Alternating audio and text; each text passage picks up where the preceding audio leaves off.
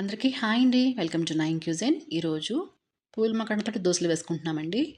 పిల్లలు కూడా చాలా ఇష్టంగా తినేస్తారు. దోసలు కూడా చాలా బాగా వచ్చినాయండి. దీనికి ఏమేమి కావాలో, ఎలా చేసుకోవాలో ఇప్పుడు చూసేద్దాం.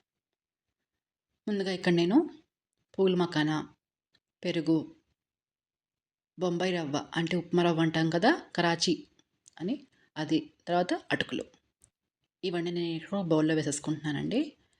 మీకు డీటెయిల్గా డిస్క్రిప్షన్ బాక్స్లో ఇచ్చానండి రెసిపీ. మీరు దాన్ని చూసుకుంటూ చేసుకోవచ్చు. కొద్దిగా అంత నీళ్ళు వేసేసుకొని కలిపేసుకొని మనం మూత పెట్టేసుకోవాలి. దీన్ని ఇప్పుడు నేను ఇక్కడ 15 నుంచి అరగంట వరకు నేను నానబెట్టుకుంటున్నానండి. ఇలా నానిపోతుంది అరగంట తర్వాత. ఇప్పుడు దీంట్లోకి నేను అల్లం, పచ్చిమిర్చి వేసుకుంటున్నాను. అలాగే సన్నగా చాప్ చేసుకున్న కూరగాయలు, క్యారెట్, రెడ్ ఎల్లో క్యాప్సికమ్, ఇక మీ ఇష్టమైన వెజిటబుల్స్ మీరు వేసుకోవచ్చండి. బీట్రూట్ కూడా వేసుకోవచ్చు. ఇలా నానిపోయింది. మనం ఇక్కడ మిక్సీ జార్లో వేసేసుకొని రుచికి తగినంత ఉప్పు, అలాగే జీలకర్ర ఇవన్నీ వేసేసుకొని మనం కొద్దిగా నీళ్లు వేసుకుంటూ మరి పలుచగా కాకుండా చిక్కగానే మనం ఇలాగా పిండిని తయారు చేసుకోవాలి. దీంట్లో కొంచెం నేనంతా బేకింగ్ సోడా వేస్తున్నానంటే, మీకు బేకింగ్ సోడా వేసుకోవడం ఇష్టం లేకపోతే మీరు ముందు రోజే పిండిని రుబ్బేసుకుని ఫ్రిడ్జ్లో పెట్టుకోండి. ఇప్పుడు దోసల పెనం మీద కొద్దిగా ఆయిల్ వేసుకుని ఇలా స్ప్రెడ్ చేసుకోండి. ఇలా చేయడం వల్ల మనకి దోసలు సాఫ్ట్గా వస్తాయి, అంటుకోకుండా కూడా ఉంటాయి. ఇలా చిన్న చిన్న దోసల కింద వేసుకొని పైనుంచి కొద్దిగా అంత కూరగాయ ముక్కలు వేసుకోవాలి. ఇలాగ కలర్ఫుల్గా చేసి పెడితే పిల్లలు కూడా చాలా ఇష్టంగా తినేస్తారండి. పైనుంచి కొద్దిగా అంత ఆయిల్ వేసుకోండి. మీకు ఆయిల్ వద్దు అనుకుంటే నెయ్యి కూడా వేసుకోవచ్చు.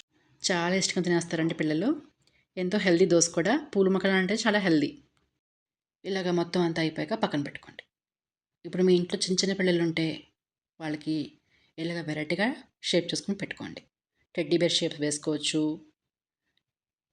ఇంకా మీ ఇష్టం వచ్చిన షేప్స్ కింద వేసుకోవచ్చు అండి.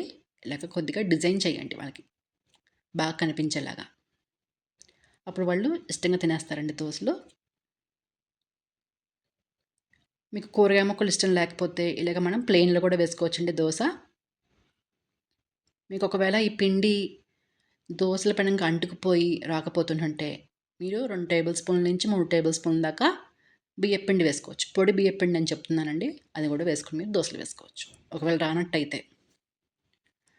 అంతేనండి, మన వేడి వేడి పూల మకానా దోసలు రెడీ అయిపోయినాయండి. మీ ఇష్టమైన చట్నీతో సర్వ్ చేసుకోవచ్చు. మీ అందరికి నచ్చిందని అనుకుంటున్నానండి. మీ ఫ్రెండ్స్కి, ఫ్యామిలీ మెంబర్స్కి షేర్ చేయండి. నా ఛానల్కి సబ్స్క్రైబ్ చేసుకోండి. థ్యాంక్స్ ఫర్ వాచింగ్ అండి.